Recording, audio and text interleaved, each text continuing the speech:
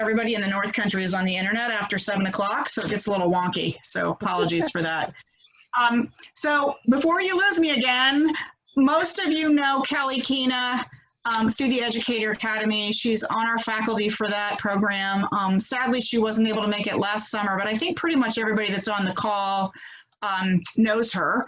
And she's also one of the founding board members for the for the Morpho Institute. She is an incredible human, and we are so grateful and fortunate to have her on our team. She first joined us when I decided we needed some evaluation work for the program, and that's largely what her background is environmental education and evaluation and geography and place-based education. So for those of you that have been in the field with her, you've had firsthand experience of working with Kelly in the Amazon, and so this is going to be a great reconnect to all of that work and some of the theory and pedagogy behind place-based education. So it is my huge pleasure to have Kelly Keena work on this through this webinar with you all tonight. So I'm going to turn it over to her. So Kelly, if you'll go ahead and hit record, we'll be good to go. Okay, great. I am recording. Thank you so much. Okay. Hi, everybody. Thank you. Thank you for your time tonight. It's really a bright spot in a time that I really need some bright spots to be with you all. So I'm very, very grateful. I apologize. So in all of our work from home pieces, there is life happening around me. So I apologize for background noise, but I have sealed off the room. So hopefully we'll be okay. Before we get started, I want to take a moment and recognize those of you who are teaching in your asynchronous, synchronous, hybrid, virtual, in-person, socially distanced contexts that you are in, and just want to give you a huge shout out. I wish I could give you more than that. So massive virtual hugs and high fives to you all. I know that an hour of your time in the evening needs to be well spent, and I hope that this is a good investment of your time. I also want to say that this is something that is my passion. I could talk about it for years, and would love for this to be the beginning of the conversation as we continue the network and continue moving forward. So here we go. So first and foremost, like Krista said, I am a geographer. I am quite fascinated, and always have been, in how landscapes and people intersect. And that has been incredibly formative for my career path. After becoming a geographer by happy accident, I became a science teacher, and also worked in a canyon 8 miles from my home where I grew up, which I think is one of the motivations for being so fascinated by places, is my deep roots in my place, and being able to teach there and then have this amazing work life that really just felt like my personal pleasure all of the time has been really amazing. Then, not by happy accident, but with some intent, I became a researcher.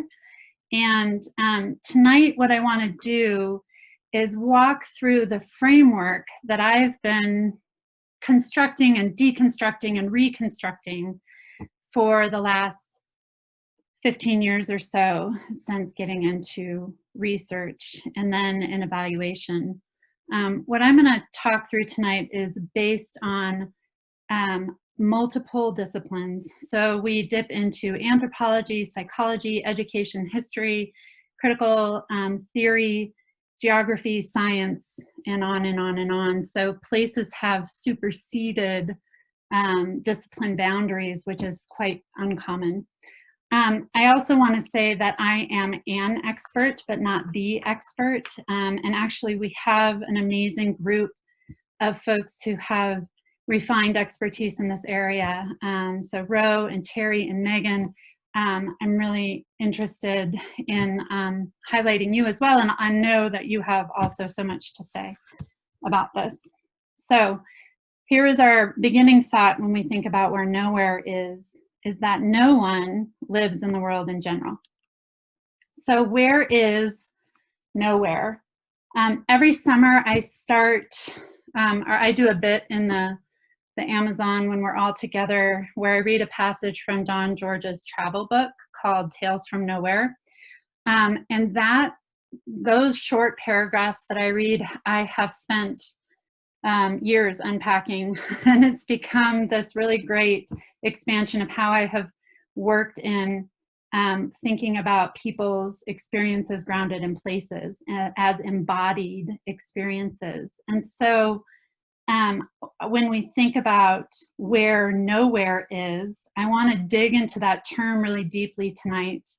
I want to think about what it means for learning, what it means for us, what it means for us as a cohort, and all of those things. And then what I'd love for us to do quickly is to, in the chat box, think about what are the generalizations that we have when we think of nowhere. So what are references that people use, what are spaces people use to refer to as middle of nowhere? What are some of the characteristics or criteria of those places? And so just get going in the chat. Yeah, the boonies for sure. Yep. Rural. Yeah. Uninhabited, no people, far from town, barren. Yes. Especially as somebody who's done a lot of work in prairie ecosystems. Barren seems quiet, empty. 2 roads in a field, nothing to do, desolate. It's so great to see all your names, known by few. Uneducated, yes. You're lost somewhere, definitely. And desert, good. So yes, so lacking, not having something. And so when we think of these generalizations, we often also think about them as far away from where anything can be reached. Now, this is a picture that my family took of my location when they were here in Littleton, Colorado, when I was down in the Amazon. And this, so technology also is going to have this really interesting play and dynamic now for how we consider what nowhere is. So you'll see my phone, it found me at Napo. All right, here's what I have for us this evening. We are going to go through the foundations of ecological psychology that have informed my work.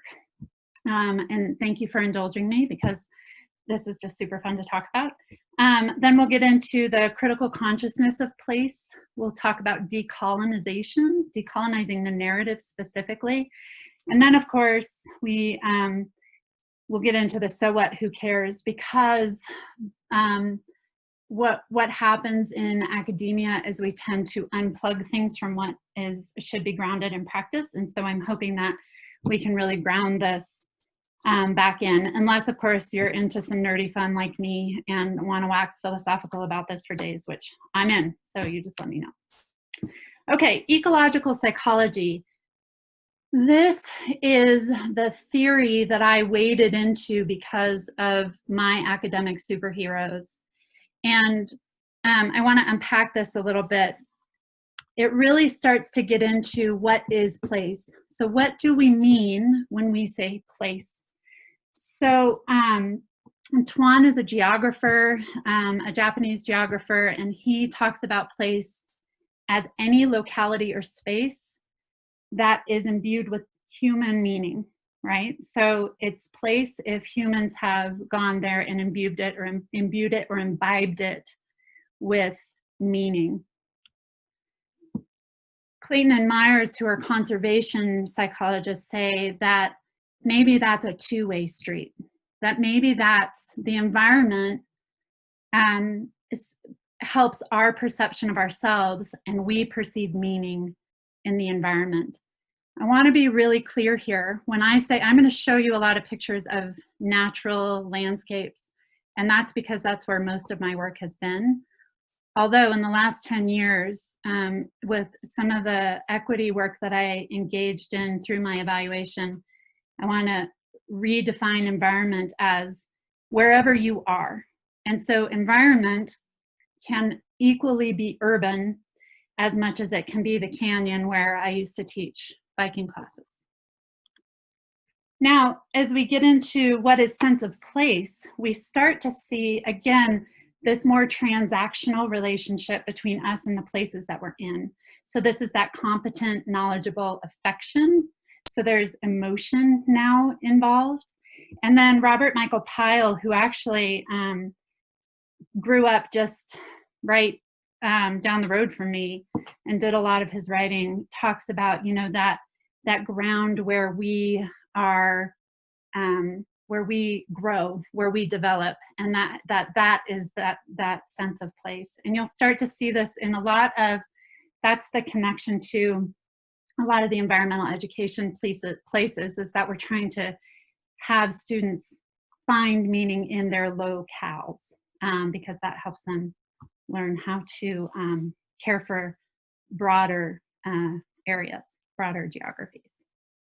Okay, so now here's Edward Reed. He, oh gosh, he changed my whole life. There are two books he wrote, Encountering the World and The Necessity of Experience. And as an educator coming into this, The Necessity of Experience, just the title alone, I was like, you got me. Let's see what this is all about. And so he really has unpacked in ways that I could do another 10 webinars about how, not that there is an exchange, but how that exchange begins to happen and how we begin to unpack our connections to places and where we find that meaning. So let's get to that a little bit. One of the ways that we know meaning is assigned to places is through exploration with a trusted friend or adult. So the significant life experience literature started in the 70s, and then I had the fortune to have Louise Chalwa become my advisor in my research, and she kind of picked up the baton in the 80s and carried a lot of this research through. But really what Tanner started to do is look around and go, wow, there's a lot of people in environmental conservation fields and professions. I wonder if they have anything in common. And so in lots and lots and lots and lots of narrative research, they found those two common denominators: time with a trusted adult in nature without an agenda. Next, affordances. So this is James Gibson, another of the seminal ecological psychologists, who talks about this theory of affordances. Says that the world is perceived not only in terms of shapes and spatial relationships, but in terms of the possibilities for action. So here we have the canopy walkway, which affords us the opportunity to understand the canopy of the Amazon rainforest. So that's another kind of key piece of this, is what are the affordances that are available that people have access to understand where they are, or to put meaning into, or to drop anchor into where they are. There's also this idea that the Gibsons have, James and Eleanor Gibson in the 1950s, around this, around selection. And here's why I found that there's so much social, emotional, and intellectual support for time spent in nature. It's this idea that when we're out in the natural world, and when we're out in nature, and now this is not the environment, this is in natural areas, that there are infinite possibilities for selection for our attention. And so I'm going to say that again, and then I'll tell you why people have pushed back on this. Infinite possibilities for selection. And so I did get pushback on that. I had to change infinite to unlimited. I'm sticking with infinite, really, because, and here's why. because we're gonna see this in a little while, but we all are unique constellations of experiences, interests, backgrounds, all of these things, which means that we bring a very unique lens to any setting that we're in.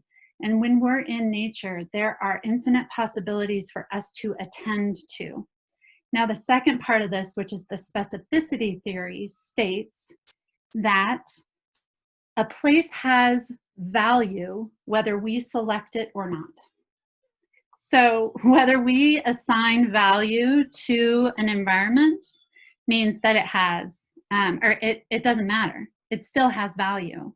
And so this starts to unravel the term nowhere. So nowheres are somewheres, whether we say so or not. And even though, and they become more somewheres to us when we experience them and when we assign meaning through that experience. And the experience doesn't necessarily have to be positive. There's negative meaning that can come from experiences as well. All right. Now, Bronfenbrenner, here's the last of the ecological psychologists.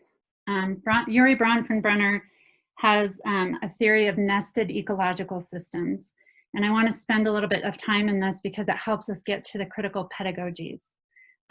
What this basically says is that somewhere to, is it somewhere to nowhere or nowhere to somewhere? And it helps us start to unpack that and understand. I'm going to use the word unpack a lot tonight. Okay, so I want you to think about home and where home is for you. What Bronfenbrenner says is at the core of all of us is our characteristics, and they're wrapped around the sensation of home. So this is one of my students who, of course, my students always are more articulate, can say things better than I ever could, and he was 11 when he wrote this. And so there are many things that make your house a home, but the most important one is family. My dad has been in too many wars. My family was and always, is there for one another. Traditions make our house a home. Friends make our house a home. And relatives make our house a home. I've lived in many houses because my dad is in the military, but never ever have we left our traditions and relatives or our family behind. So why does this matter? When we get into what Bronfenbrenner says, there's a core of self at the at the center of each of us. And these are the things that are born to us or that we are born into. These could be genetics, sexuality, ethnicity, race. It could be location. It could be socioeconomic status. It could be all of those things that were not selected. Then the microsystem wraps around that self. So I kind of think of the blue dot, I'm going to call this the bullseye for the rest of this evening. The blue dot is really the, me at the core of what I am, and who I am then becomes influenced by these concentric circles as we move out through these systems. So the second system to wrap around us is that family or home. And we, that's what Keegan so articulately stated. So home might mean the physical structure you're located in, but not necessarily. The mesosystems are neighborhood, school, extended family, religious setting. And then we get into the exosystem. So these are more societal. Media, God knows, that is definitely a factor right now. Guardians workplace, local government, local industry. And why those two pieces? Because there are policies that are influenced that affect us and affect our experiences, but then also they affect the landscape. And then wrapped around this whole thing are two more systems. One are beliefs and ideologies, and the other is time. And so we can take ourselves and we can look at ourselves in the period of a year or in the period of 45, 60, 80 years. And we can start to see how these pieces change and grow. Now, if you would like, you can take out a pen, a piece of paper, and just kind of draw the bullseye. And in the middle, for yourself, what are the characteristics that you were born into? So for me, I'm white. I use the pronouns she, her, hers. I was born in the suburbs. I have cystic fibrosis, which is a genetic illness. You know, those are the pieces that are sort of wrapped up in there. And then this is a simplified version of this. So if anybody's interested in really taking a deep dive into Bronfenbrenner, let me know. But what happens next is what wraps around you. So how do you think about your next realm of experience? And you can think about this in terms of value, or in terms of time, all of those sorts of things, distance, and then so on and so on. So I'll just give you a moment or two to do that.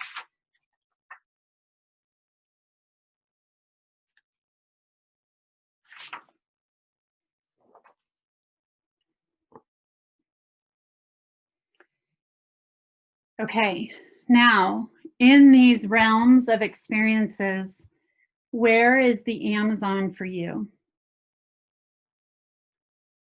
Is it closer to that, that sort of core experience? Is it further out, wrapped around them? Remember, this is all dependent on the context of time, so we're not going to get into that too much right now. Okay. Now, when we start to put this all together, we see that each of us on this call, each of the faces on our gallery have these unique constellations and realms of experiences that wrap around them. And the community then starts to open up, and we can start to see where we have shared experiences and also where we have a divergence of experiences or no commonalities. It doesn't even mean that things are polarized, although right now that's kind of where we all go to. But that we have a community that's made up of all of these different things. Now, this is also like your classrooms, like our classrooms. So we have these unique constellations and students coming from all over with all different types of experiences that come to one place. I want to pause and just mark another body of literature I'm not going to get into tonight, but is worth checking out if this is interesting to you. It's called Funds of Knowledge. And Funds of Knowledge looked at what richness were in working class and migrant families' experiences. And so if this is an aspect that's interesting to you, and I actually will probably refer back to Funds of Knowledge in a little while. Okay, so knowing that a community or a classroom is made up of these unique constellations, you know, in ecological psychology, we talk about creating common experiences wherever we are, through direct experience, through writing, through stories, through immersion, through full embodiment, and full sensory connection. So in place-based education, one of the big questions has been, well, it's not a question, sometimes it gets a little preachy, is this global to local connection or the other way around? And so when I discovered these folks who were doing this work 20 years ago, it was, yes, it's local to global. We have to have direct local experiences to create value. David Sobel, who I love and adore, said, if we want children to flourish, to become truly empowered, we must teach them to love the earth before we ask them to save it. And a lot of his work is, and I'll show you some of his stuff in a little bit, is really about you start where they are and then you go out, similar to that realms idea. Rachel Carson said, the more clearly we can focus our attention on the wonders and realities of what is around us, the universe around us, the less taste we shall have for destruction. So make no mistake, in place-based education, traditionally, there has been a strong pull to say, this is where we start. We start where we are, and then we move outward. So where is the Amazon to your students? if we look back at this schema or this model, where is it for us, and then where is it for our students? Well, our work then is to create that bridge. Okay, here's a little bit more of David Sobol's work. This is one of his books, and I have it sitting here, Children's Special Places, and it thinks about, or this may be map making, this is map making, I apologize. So really thinking about how we start with, you'll see chapter 1 is down here, it's this fostering ecological literacy, like start at home and school, start in that immediate realm, create connections to that immediate realm, and then move out from there. And a lot of his work right now is looking at forest preschools. So that immediate. And actually, I'll say that one of the issues that was trying to tackle, or one of the issues that arose, is that children can recognize 1,000 logos, or 100 logos, sorry, not 1,000, hyperbole, 100 logos. So 100 brand names by their logos, and only 3 to 5 plants, native plants around their communities. And everybody went, oh man, well, we know that there's recognition. We need to do a better job of anchoring them, dropping anchor in the places that surround them. And then moving out through the neighborhood, community, and watershed, and then beyond from there. Now, there is some temporal realms of this, but it's more about, and actually he has a whole developmental piece, like when is it developmentally appropriate to move students out to farther and farther places. You know, this is that construct, reconstruct, deconstruct process I've been in for the last many years. And what I actually really love about this is how sticky it is and how we can unwrap and rewrap things. I used to be one of the diehard, no, you start here and you move out incrementally based on development. And I have had my mind changed recently, thanks to some of you and some other experiences that I've had. So if we get back to Don George with that Tales from Nowhere, it's this, you know, what he says is that the size of the world is not fixed. And this is one of those things that I think about with where and how we do this education. It's as big as our experiences and imagination. And so I think too, this is how do we bridge places and create meaning like we know has to happen from ecological psychology. What's our role in that as educators, and also for ourselves? How do we imbibe places with meaning for ourselves? Okay, so the next step of this is thinking about a critical consciousness of place. And this is moving from where is nowhere to somewheres and nowheres to really there is no nowhere. I'm going to quickly revisit the dimensions of place. And if you've been with me in the Amazon, you know, you might remember this. And if you haven't, and you're interested in more, then I can send it to you, because I'm going to clip through this pretty quickly. David Gruenwald, who is the other of my academic superheroes, and who I've had the pleasure to have some discussions with, he created this framework for, so we've talked about the realms that we all have uniquely. Now let's talk about what are the dimensions that places have as we start to intersect with those. So this isn't a way that he was hoping to break down some of the complexities in the world, and that was in 2003. So, oof, talk about complexities. That's where we are now. These are I'm going to go through these individually, but know that they smush together. There's overlap and they connect, and that they're very much intermingled. All right, perceptual. So this is the idea that we are meaning makers. This be here now idea that we make meaning wherever we are, whether we're aware of it or not. So there's a conscious and unconscious part of that meaning making that's happening. Oftentimes when we slow down, we can become more conscious of what's around us, or of what that meaning is. Okay. Perceptual development is the active identification and recognition of new information in an environment. As an individual actively detects changes and shifts through embodied experiences, the individual corresponds more closely with that environment. So then we go back to, you cannot save what you do not love or do not understand. That's this perceptual piece. So here is our first perceptual interaction with the Amazon rainforest. Maybe not your first. I don't think it was my first either. But here's that perception. It's visual, it's auditory. Unfortunately, we can't get it, but it's olfactory.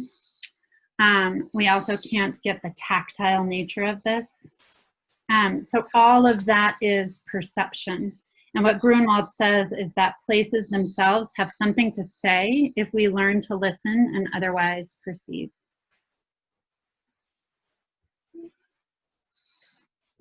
All right. Lovely. Did everybody's cortisol levels just drop? Okay, next is the sociological dimension. So places themselves are products of culture, and we can actually see reflections of culture on landscapes because we are meaning makers and we are place makers. And so we can see not only culture, but we can see values, and oftentimes we can see other adaptations to the area around it. Is it us adapting to the environment surrounding the sociological dimension, or is it the sociological dimension that tends to control or create a need for the environment to adapt to us? So the quick way that we can all relate to this, I hope, is here is Sukusari, thinking about how communities in the Amazon basin are structured and how they function. So form and function applies to people as much as it applies to the natural world. And Clayton and Myers say, you know, the environment in which we exist helps to shape the way we perceive ourselves as well as the ways we are perceived. All right, then there's the ecological dimension, and this is probably the one, if I can make an assumption, which sometimes isn't that easy to, isn't that smart to do, but probably one that we all feel very comfortable in. And it's oftentimes, I have noticed in the communities that I've lived and worked in, what draws people together are the ecological dimensions. And what it's very hard, even though we've tried, it's very hard to divorce human development from the ecological dimension. So you can start to see how these really start to weave in and out of one another. We see what is there, and we can start to uncover or understand why it is there, what is it doing. Again, that form and functions comes into play here. Again, a lot of our comfort area. And I will say, I think one of the things that in environmental education, maybe we went after understanding, you know, psychology and behavioral psychology, we tend to put nature in the middle and wrap around that and say, this is what we need to save. But what that does is it further disconnects humans and nature, and it puts the value on nature over humans. And so it's trying to reintegrate all of those pieces to say that, yes, there is, and I'll speak to this later, but Robin Wall Kimmerer calls it mutual flourishing, that one cannot exist without the other. All right, there's the political dimension. So this is where we start to see oppression, power, and privilege in the landscapes and how land is managed. So we can ask, where are the margins? How have they been constructed? How do they reveal not only multiple forms of oppression, but possibilities for resistance? This is where we can start to look at, we can point to, excuse me, the road that is threatening conservation area in the Amazon, and the communities, the Maihuna communities in the Million Acre Reserve. So that's a very easy point to example of a political dimension of place. And then there's the ideological. So this is where we start to see power and privilege and the production of space intent on power and privilege. This is where we really see what Gramsci, who's an anthropologist, called hegemony. And here's another great example from the community, our friends down in Peru. These are two panels side by side from the Cultural Interpretation Center. The panel on the left was done for the Maihuna. The panel on the right was done by the Maihuna. And so if we, we have learned that the reference to the tribe was Orojones, and that literally translates in English to big ears. And that was what we call linguistic hegemony, where it's language that is used to oppress or to control people. And so on the left, when in the panels that were done for the Maihuna, it's just mentioned very casually that, oh, we were known as Orojones.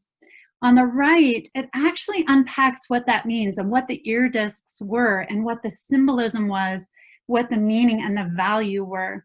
And so this is a really interesting example, and a really clear example, I think, and what I found in ideological dimensions of place. So now what do we think about the term nowhere?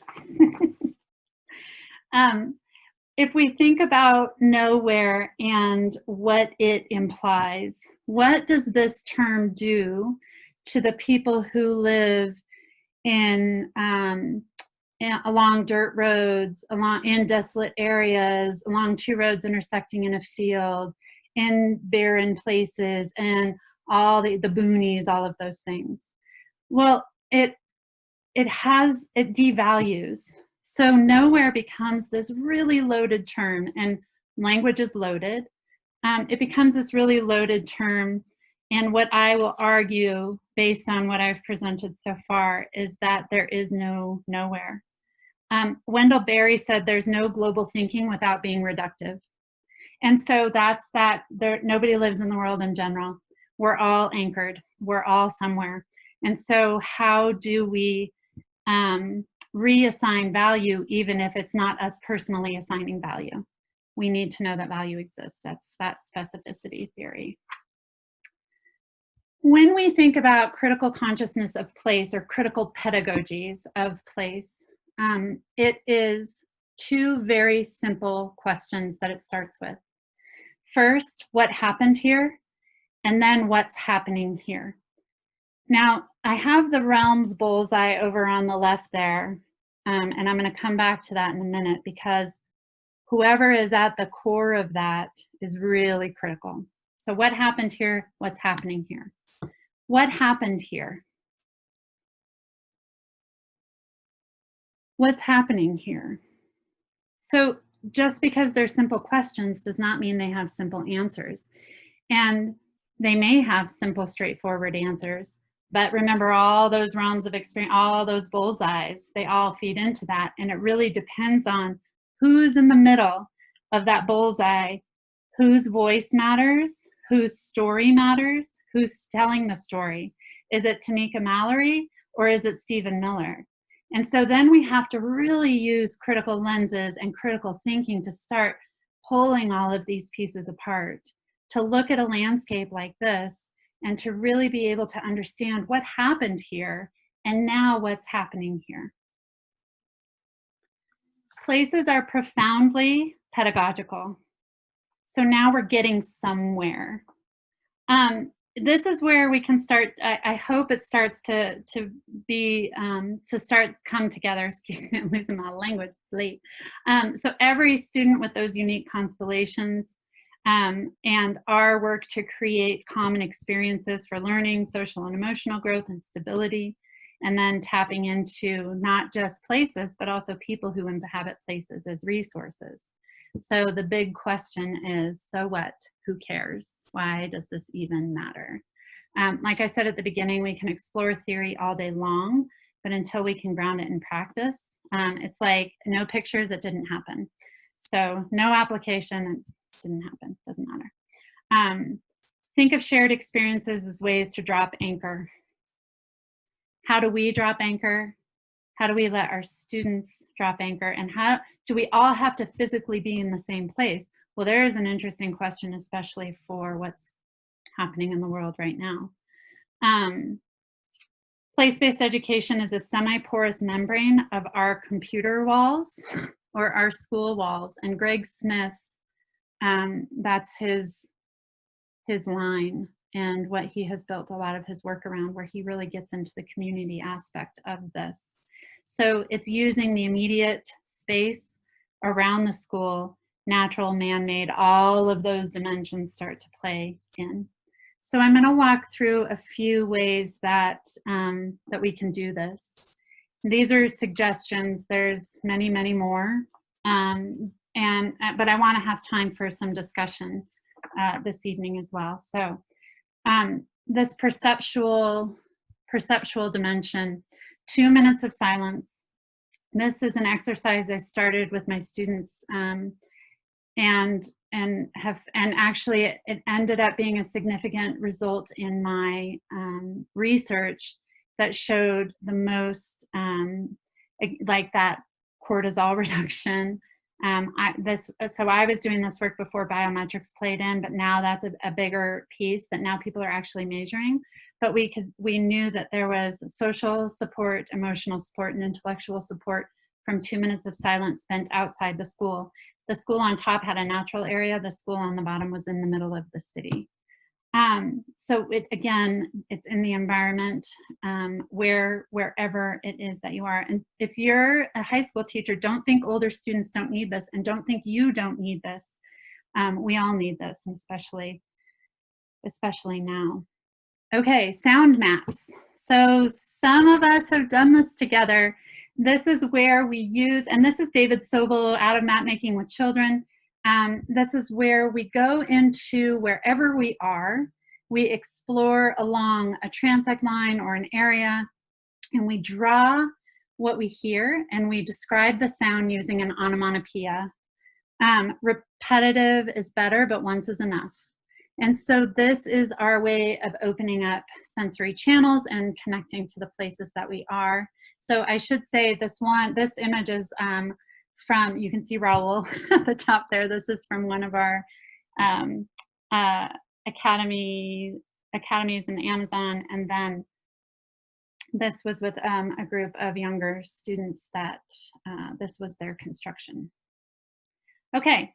There's also this really fun thing called the air and finger spectrogram. Now that's my fancy title. This is where we start to draw out the bird sounds or the bird calls that we are hearing. And this was what the students came up with for chickadee. I recently discovered, thanks to Dr. Troutman, that Merlin has this now in the bird identifier, and if you look at them side by side, they're not that far off. And so again, it's a way of dropping anchor, making connections with what's around us. Sensory walks and familiar places. You'd be amazed at how often I heard my students, my university students, my graduate students, my younger students say, I never noticed that tree and I've walked by it 100 times. Sensory walks in familiar places are incredible for perceptual dimensions. And then free exploration without an agenda. So giving students time, and my research showed it could be as little as 7 minutes to just go and look, attend to, using the affordances present, what they want to select and what they value. You don't need to write the learning goals because it's happening. And they're probably learning things that you wouldn't be able to write the goals for anyway. Okay, in the ecological dimension, we have form and function. So birding, bugging, all the other ings. Thinking about, so I go back and forth here. Naming provides familiarity. It's like when you meet somebody at a conference and we don't shake their, well, we don't even meet at conferences anymore, but when you shake their hand and you say, hi, I'm Kelly. My name is that immediate icebreaker to being familiar with me. And the form and function over naming or reversing that order gives a different lens on how it is then connected to a bigger system. So it de-silos that bird, bug, or other, and I don't use that other lightly, it's just that I ran out of room on the slide. So again, I think it's both. I think it's a yes and. More drawing and mapping. With the nature journals, I will just say Kirsten, is not going to be in a webinar, but a webinar. Darn. She is going to be doing that in not next month, but the following month. So definitely jump into that. There is so much that we have learned about nature journaling, especially as it weaves together perceptual, ecological, sociological, actually all of these dimensions, and it creates those experiences, those common shared experiences for us to have together. Let's see, this is out of order, Emergent Maps. So we did this with the independent schools in March, where each person creates a base map and then all the people rotate around and they add a significant memory or event to that map. So here's Marina and Jairo's house in Sukusari. Or each person can record drawings and sounds and significance if you're going to multiple locations, and then at the end weave all of those drawings back together to create their own map. Event maps. I've talked about these. I think we've done these a few times together. This is where there is a pre-constructed base map. Here it's hard to tell what it is because it's my sloppy writing and some other handwriting on here of one of my students. This is where we actually, this is what I mean about dropping anchor and that free exploration, giving students the ability to drop anchor where it works for them in a shared space. This is a really great example of that. At the end of one of my research projects, I had all of the students do this, and it really, man, it showed me the value of small, what I would have called before insignificant spaces. You know, I live in Colorado, and our sense of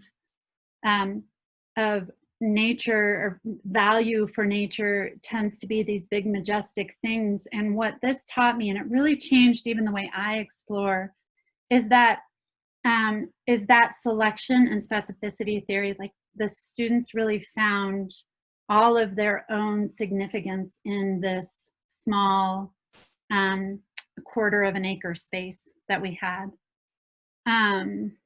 Oh yes, so there's a question. Can you explain the sensory walk a bit more? So the sensory walk is sensory walks through familiar places. This is where we block one sense or we focus on one sense. So familiar places could be only through touch, or walking up and putting our nose, touching our nose to something, looking down, looking up, looking out. So changing perspective visually, closing off vision, closing off hearing. So just like flushing open some sensory channels by limiting others, or having a very specific intent. I've done this with kindergartners, and I've done it with seniors in high school, where I give them a toilet paper roll, and I have what they're drawing or what they're observing with a partner is only what they can see through that. So we take this big giant, you know, with infinite information, it can also be quite overwhelming, especially if we're just getting started. So it takes this big wide world and it pairs it or limits it down to a smaller piece of information to take in. All right, great. Thanks, Cami. Good question. All right, lastly, when we look at the sociological, ideological, and political dimensions. There is a TED Talk, Run, Don't Walk, as soon as you get off, if you have any more screen time left in you. Chimamanda Ngozi Adichie. She talks about the danger of a single story. She's Nigerian, and how she talks about it is the way that we think about decolonization of materials. So on the left here, I'm sad to report that I grabbed this off of the US history.gov site yesterday. And the history starts in 1700. Now, what does that do? It devalues, it puts power and privilege over particular groups, it widens the margins. There's so many things that does. So when we can eliminate a single story, just like we need biodiversity, we need diversity of stories, and we need to remember who's in the middle of that bullseye doing the storytelling.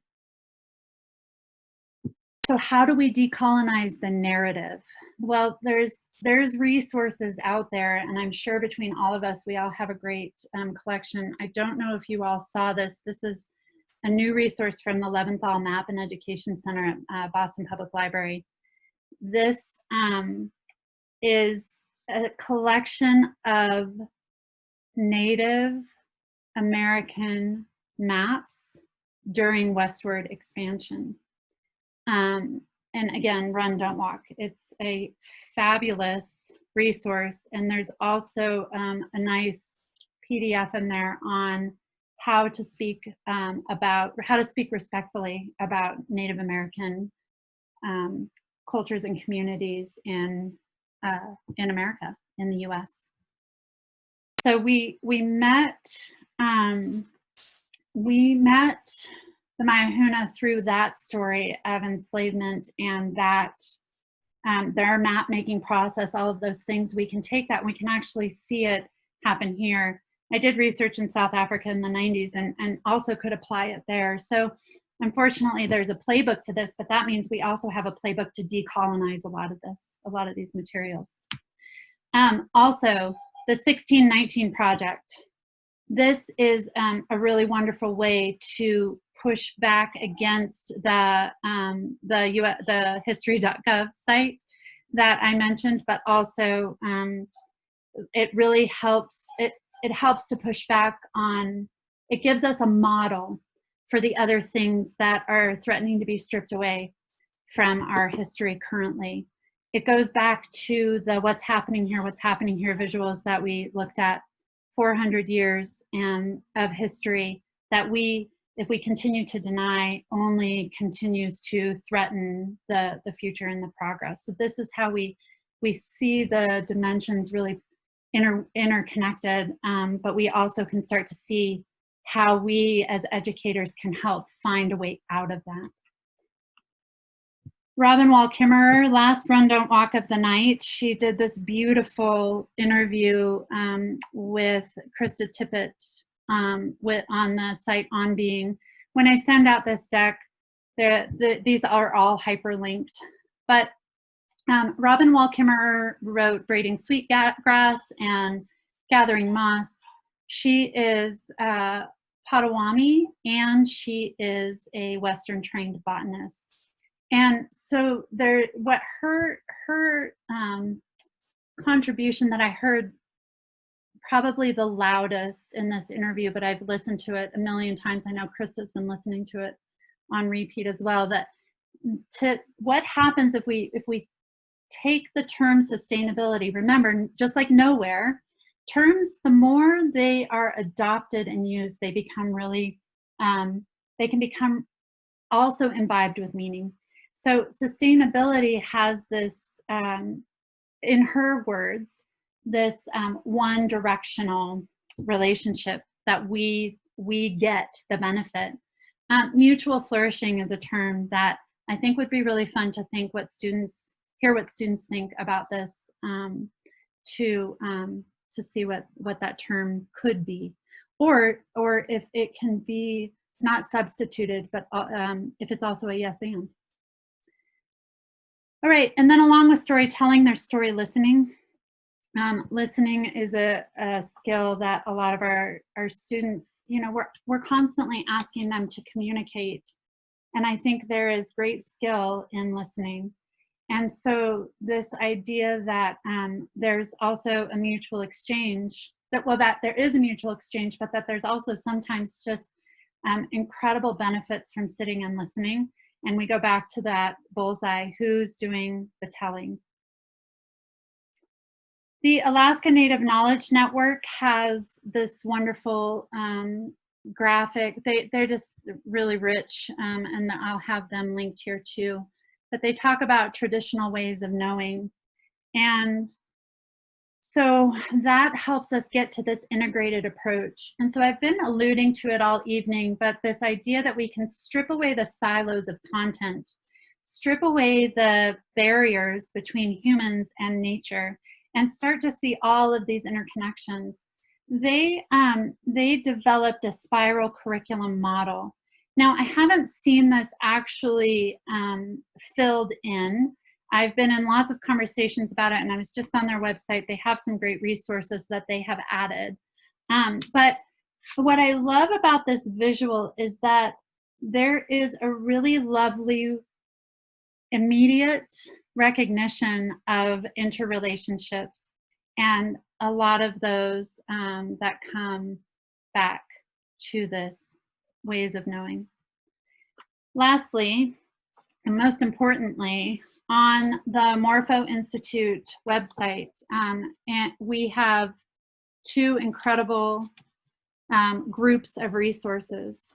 One is the interrupted case studies that Ava Goodale has been working on and is doing now some research on, which is very exciting, to try and understand how her students' sense of global citizenship is affected from these case studies. These are all based on the experiences and the work that we've done with in partnership with the Mayahuna, actually as students of the Mayahuna. And then our amazing Nancy Troutman developed a sustainability curriculum, what we're calling the sustainability curriculum, for looking at multiple aspects as well. And this is really an amazing tool. Both resources are amazing tools if you haven't seen them yet, but I really encourage you to check out. All right. So from the Amazon and back home again with embodied rich experiences, ecological psychology and these dimensions of places, this critical lens, I hope helps us understand not just how we connect to places and what places are, how we drop anchor in them, but how we do that in collaboration with our students. I want to pause here. I know we're right up at the hour. I want to see if there's any questions, and then also put out the suggestion that we had. I know after every webinar, the following Tuesday, we usually meet to discuss in a longer way. And maps and liking time. So if that's something that you're interested in, if you're in, we're in. And we had put the word out to discuss Zac Efron's new Netflix special. He tours Iquitos, and we had all talked about doing that. That would be a great follow-up to this or anything. So you guys let us know. We know that you are working hard right now. So any questions or comments for the good of the group? And if you have to jump off, I know Ro had to leave, then definitely go, but I'm happy to stay on for a little while if you want to talk. It's Krista here. If you can put a comment in the chat if you're interested in having that conversation next Tuesday, that'd be great. And then Janet had a question, Kelly. The question is, can event maps be likened to an evolution of story maps based in GIS, taking a tech-based, concrete base and building on experiences? Yes, ma'am. That actually, I used to do low-tech GIS with, if everybody remembers the transparency sheets and actually my grandpa's collection of I come from cartographers, so my grandfather's collection of maps, that's where a lot of that evolved from. So yes, absolutely. And I'm happy to share some of the ways that I did that with you, Janet, or anyone else who's interested. Oh, good. I see. Yeah. Cool. Thanks, Mike. So we have a couple people. A sense of place related to the Amazon without having been there. Yeah. So Nancy's question for everyone is, can students develop a sense of place related to the Amazon without having been there?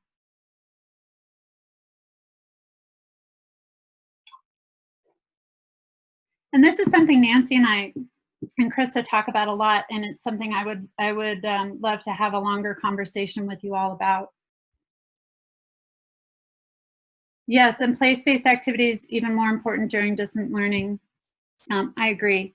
You know, again, what my work went from, my research went from, how does place-based education support students achieving standards to the discovery that place-based education supports them as people, socially, emotionally, and intellectually, and helps build up resilience, which I have an article in Health and Place that I'm happy to share with the group as well.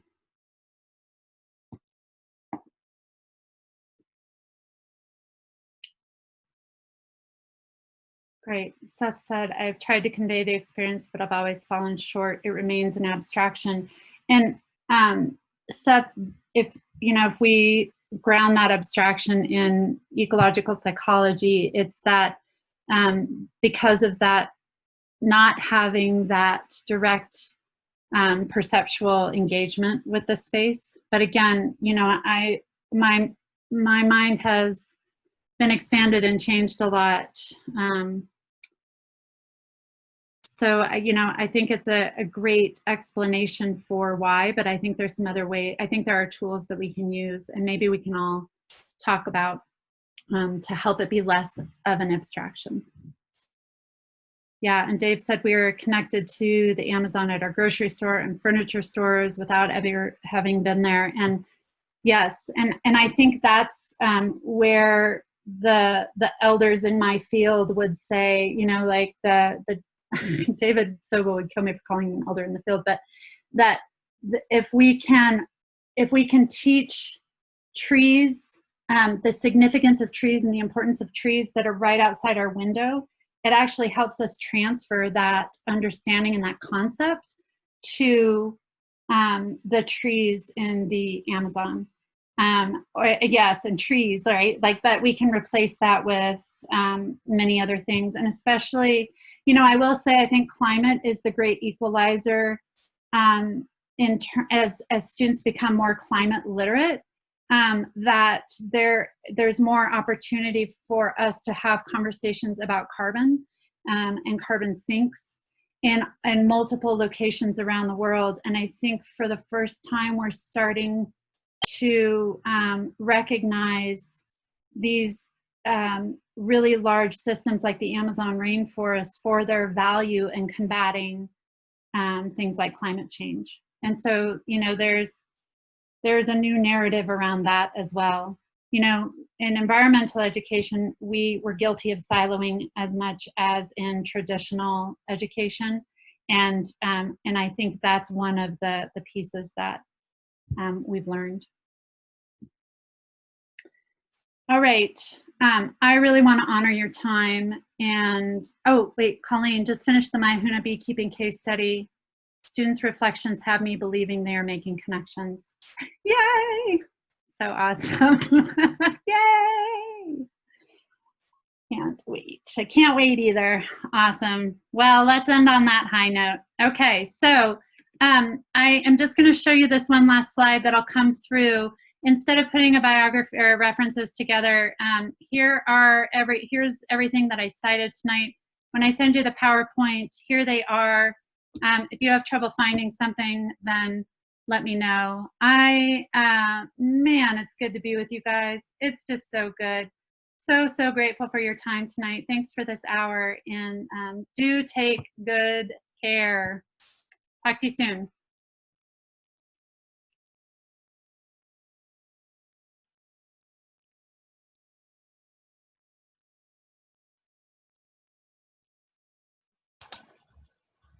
You can go ahead and stop recording, Kelly.